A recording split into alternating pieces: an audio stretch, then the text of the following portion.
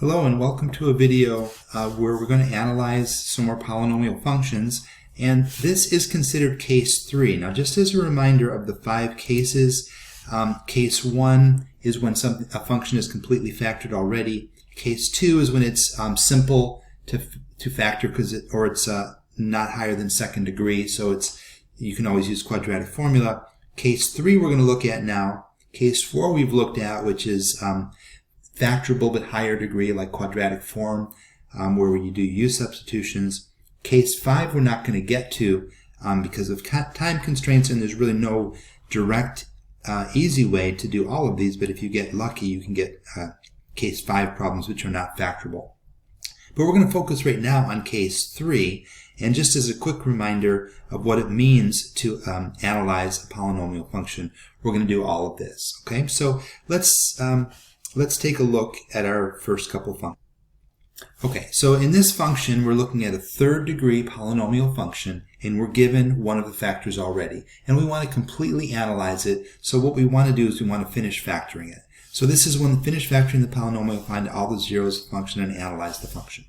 Alright, so the first thing we do is we know that if x minus 2 is a factor, we know that it goes in evenly, and we know that there's going to be a zero remainder. Also, because we're given the factor and it's in the form x minus c, where any c can be any real number, we know we can use synthetic division. So we're going to go ahead and start that with c going up in the top corner. So c in this case is 2. And that goes up in the top corner with the coefficients of the polynomial, which are 1, 2, negative 11, and 6.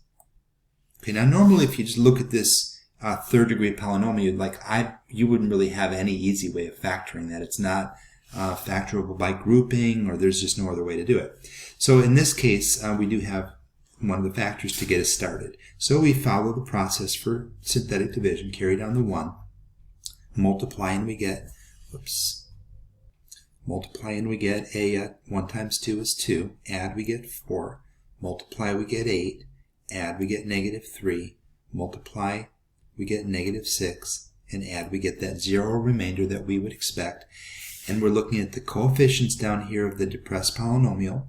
We already know we have a factor, so we can now rewrite f of x as the factor that we were given, x minus 2, times the depressed polynomial, which would be 1 degree lower than the given polynomial. So it would be 1x to the second plus 4x minus 3. Okay, so there's our function, and it's not fully factored. We can take this, actually it is fully factored. We cannot factor this any further, but because it's a quadratic, we can still find the zeros. Okay, so let's go ahead and do that. So let's use the quadratic formula and find whatever zero. This is the fully factored polynomial, but we can still use x equals negative b, which is negative 4, plus or minus the square root of b squared, which is 16, minus 4a, which is 1, times c, which is negative 3, all over 2a, which is 2. Okay, so we get x equals negative 4 plus or minus the square root of 19 all over 2. Those are our remaining zeros. So all of our zeros, x-intercepts, all have a multiplicity of 1. And these are all x-intercepts because this is still, even though it's irrational with the 19 in there, it's at least positive, so there's no, it's not non-real zeros, which means they are x-intercepts. The x-intercepts all have a multiplicity of 1, and they are 2, and then negative 4 plus rad 19 over 2, and negative 4 minus rad 19 over 2. Okay, that's just the first part of analyzing any polynomial function. Okay, next thing would be we could look at end behavior, and we could look at the y-intercept, and we can get all this stuff at a glance. So the end behavior is just y equals the first term. That's already circled, x to the third. So we know it's going to behave at the ends just like a cubic. The y-intercept, if we let all the x's equal 0, the y-intercept is 6.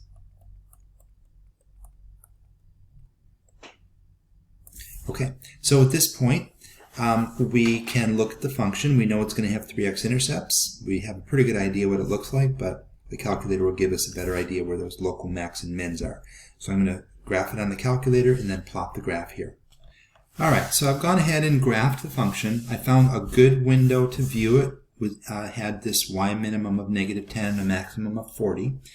I also went ahead and found the local max here at -2.7, 30.6. I'm just rounding to everything to the nearest tenth, and a local min. And I also rounded these radicals just so I could kind of make sense of the graph a little bit.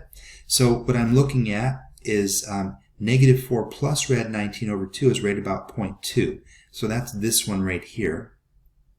That's about 0.2. And then -4 minus rad 19 over 2 is about -4.2. So that's this one.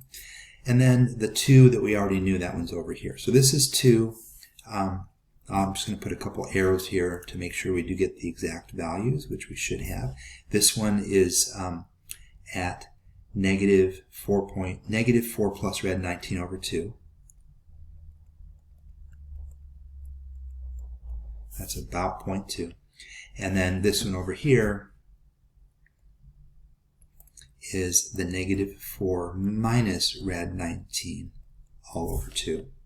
And then the y-intercept is pretty much what we already found to be 6. So this point right here is 6.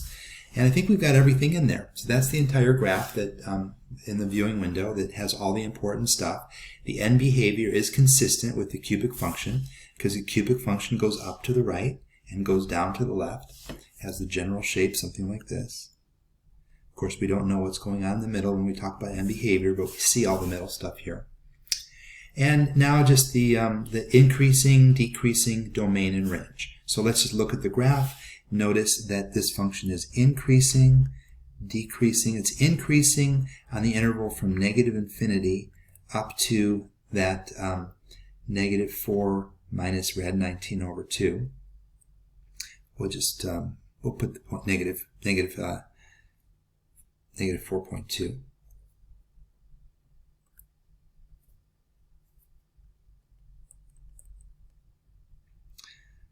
And then it is also increasing from 1.4 to, no, sorry about that. Let me just change that. It's increasing to the maximum, which is at x equals -2.7, not 4.2. So let's just go. So it's from -infinity up to here, which is -2.7. Then it's decreasing from -2.7 to 1.4. And then it's increasing again from 1.4 to infinity.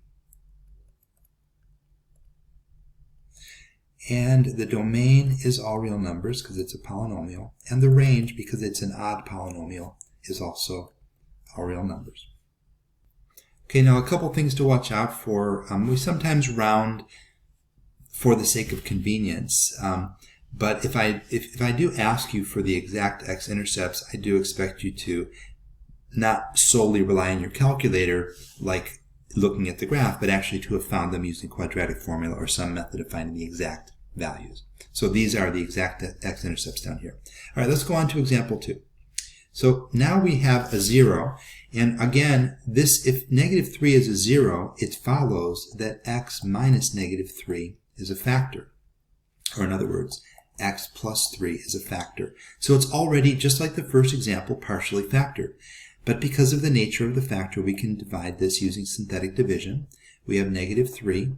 We have our coefficients, which are 1, -2, -12, and 9. Carry down the 1. Multiply, we get -3. Add, we get -5. Multiply, we get +15. Add, we get 3. Multiply, we get -9. And it is indeed a factor because we have a remainder of 0. So we have this now, the function is now partially factored. F of x equals x plus 3 times 1 degree lower. So this is the coefficient of a second degree. So it's going to be x squared minus 5x to the first plus 3. Also not factorable. So we're going to go ahead and do the same thing. Apply the quadratic formula. Okay, so this example is actually very similar to the last example. So here's the factored form. Here's the quadratic formula. We have these two solutions. Here's our three solutions all together. By the way, this being third degree has three solutions. I rounded the two irrational solutions. We have our n behavior and our y-intercept. Okay, here's the graph with all of the important points on it. This time I did round just to show where those points are. But again, if you ask for the exact x-intercepts, then you would want to give the radical version, not the rounded version. And there's the intervals where the function's increasing, decreasing, and the domain and range are all real numbers because, again, this is an odd function as well. So it doesn't have a restriction on the range. Okay, let's look at the last example. So here we have a 0, or a factor, 2x plus 1, which gives us the option of doing long or short division. I'm just going to, or synthetic. I'm just going to do this with long division. So we have 2x plus 1. We want to divide that into 6x to the third plus 7x squared plus 0x minus 1. That's the original polynomial. And we're told it's a factor, so it should go in evenly. So we ask 2x times what equals 6x to the third, and that's 3x squared. Distribute that, and we get 6x to the third plus 3x squared. Subtract, we get 0 for the 6x to the third, and subtract the squares, and we get 4x squared. We can carry down the 0x. We don't probably need to, but let's see what happens if we don't. Let's just try first picking the next number that goes into 4x squared. So I want to know, what do I multiply 2x by to get 4x squared, and that's 2x. Then we distribute, so I have 4x squared plus 2x. And so it does help to have the 0x there because we know what to subtract. So 4x squared minus 4x squared is 0. 0 minus 2 is negative 2x. Carry down that negative 1, or minus 1. We carry this one down. And here we can multiply by negative 1. And we have it now with negative 2x minus 1, which leaves us a remainder of 0. Okay, so now our function can be written as f of x equals the given factor, 2x plus 1, times the new factor, 3x squared plus 2x minus 1. Now let's see if that can be factored. Now we can check to see if this can be factored just by checking out the discriminant. So the discriminant of this trinomial is just going to be b squared, which is 4 minus 4ac, so 4 times 3 times negative 1. That's 4 plus 12, that's 16. Now this actually puts us on our way to using the quadratic formula if we want to continue with the quadratic formula. But now that I know that that's a perfect square, I know with confidence that this is factorable. So now I can set up my two factors here, put my 3x and my x, 1 and 1. That's the only way to get the ends. And just deciding now about the pluses and negatives. So I'm going to make this one plus, this one minus, keep that 2x plus 1. And there, this one is fully factored, and there's our function. So now this is just a straightforward problem. We can get our zeros from 2x plus 1 equals 0, which we already know. It's going to be negative 1/2. We have 3x minus 1 equals 0, which is going to give us 1/3. And we have x plus 1 equals 0, which is going to give us negative 1. So these are the zeros, or the x-intercepts, and they're all real numbers, and they all have a multiplicity of 1 because there's only one occurrence of each. Okay, and so we have our x-intercepts all have a multiplicity of 1. I went ahead and graphed this. I didn't write down the n behavior or the y-intercept, but they're pretty simple. The n behavior is just that first term. This one has a 6 in front of it, so we do want to recognize that. Y equals 6x to the third. And the y-intercept is, when we let x equal 0, it's negative 1. You can also see it on the graph. It turns out that y-intercept is also the local min, which we wouldn't know until we checked that on the calculator, but it did check out. We got 0, negative 1. And that's it. Okay, I hope you found this video helpful.